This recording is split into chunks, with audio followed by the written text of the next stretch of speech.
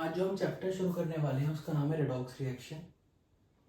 देखो जैसे कि नाम से क्लियर है, आरईडी का मतलब हो गया रिडक्शन, ओएक्स का मतलब हो गया ऑक्सीडेशन। ऑक्सीडेशन का हम क्लासिकल कॉन्सेप्ट पढ़ेंगे। क्लासिकल कॉन्सेप्ट का मतलब होता है जो हमने 10th क्लास में कॉन्सेप्ट देखा था। इसके बाद हम 11th क्लास की चीज़ों को भी देखेंगे, लेकिन अभी हम पहले इसका बिल्कुल बेसिक देखते हैं। तो सबने पढ़ा है gain of oxygen is known as oxidation, loss of hydrogen is known as reduction, gain of electronegative element. अब ये कहाँ से आया? देखो oxygen is itself an electronegative element. तो ऑक्सीजन के जैसे कोई भी इलेक्ट्रोनेगेटिव एलिमेंट होते क्या है? Mostly non metals are electronegative elements. तो अगर हम नॉन मेटल्स को भी गेन करेंगे, जैसे कि ऑक्सीजन भी एक नॉन मेटल है, तो उसको भी हम क्या कहेंगे? Oxidation. Loss of electropositive element. Electropositive element का मतलब होता है मेटल्स। हाइड्रोजन भी एक इलेक्ट्रोपॉजिटिव टाइप का एलिमेंट है, तो उसके जैसे पॉजिटिव मेटल्स को अगर हम ऐड करेंगे तो उसको भी हम क्या अगर उनको लॉस करेंगे तो उसको भी हम क्या बोलेंगे? ऑक्सीडेशन। अब देखो सबके एक एग्जांपल दे रखे हैं। हाइड्रोजन के पास पहले ऑक्सीजन नहीं था, अब ऑक्सीजन आ गया, यानी कि उसने ऑक्सीडेशन कर दिया। NaH के पास पहले हाइड्रोजन था, उसने हाइड्रोजन को लॉस कर दिया, यानी कि ऑक्सीडेशन कर दिया। हाइड्रोजन के पास पहले कोई भी इलेक्ट्रोनेगेटिव एलिमेंट नहीं था, अब आ गया क्लोरीन, तो उसने भी ऑक्सीडेशन कर दिया। MgO के अंदर एक इलेक्ट्रोपॉजिटिव एलिमेंट मैग्नीशियम था, अब वो इलेक्ट्रोपॉजिटिव एलिमेंट जा चुका है, इलेक्ट्रोपॉजिटिव एलिमेंट मैग्नीशियम का लॉस हो गया, इसलिए ये भी क्या कर रहा है? ऑक्सीडेशन। अब रिडक्शन देखते हैं, तो जस्ट इसका उल्टा होगा। Gain of hydrogen, gain of electropositive element, loss of oxygen, और ऑक्सीजन जैसे कि एक इलेक्ट्रोनेगेटिव एलिमेंट है, तो किसी भी इलेक्ट्रोनेगेटिव एलिमेंट के लॉस को हम क्या बोलेंगे? रिडक्शन। तो एग्जांपल्स देखते हैं। हाइड्रोजन पहले क्लोरीन के पास नहीं था, अब आ गया, तो उसका हो गया रिडक्शन। पहले क्लोरीन के पास कोई भी इलेक्ट्रोपॉजिटिव एलिमेंट यानी कि कोई मेटल नहीं था, अब उसके पास आ गया, मतलब उसने भी क्या कर दिया? रिडक्शन।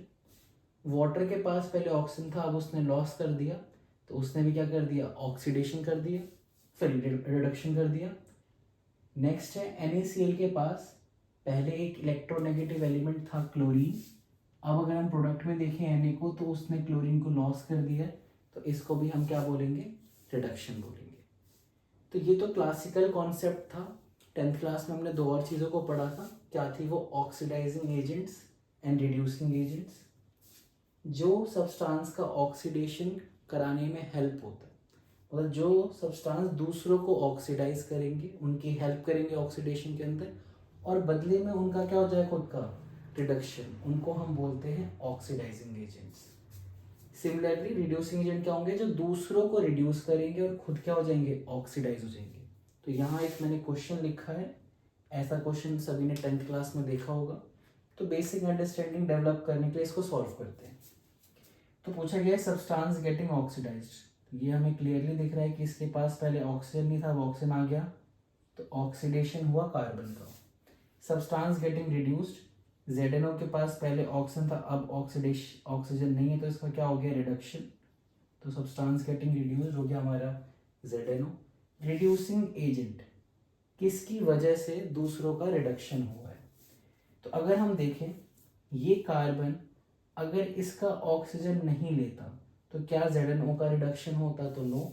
इसी ZnO का ऑक्सीजन तो इसने लिया है, मतलब कार्बन ने हेल्प करी है ZnO के रिडक्शन में, तो कार्बन हमारा रिड्यूसिंग एजेंट होगा।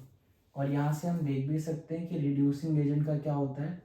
ऑक्सीडेशन। और क्लियरली हमें दिख रहा है कि ऑक्सीडाइज जिस सब्सटेंस का हुआ है वही सब्सटेंस हमारा क्या है? Reducing agent. आगे देखते हैं ऑक्सीडाइजिंग एजेंट।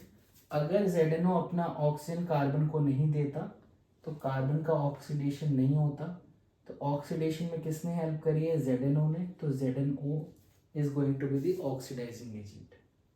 एक चीज हमेशा हमें ध्यान रखनी है कि सारे आंसर रिएक्टेंट से आते हैं, कोई भी आंसर प्रोडक्ट से नहीं आता।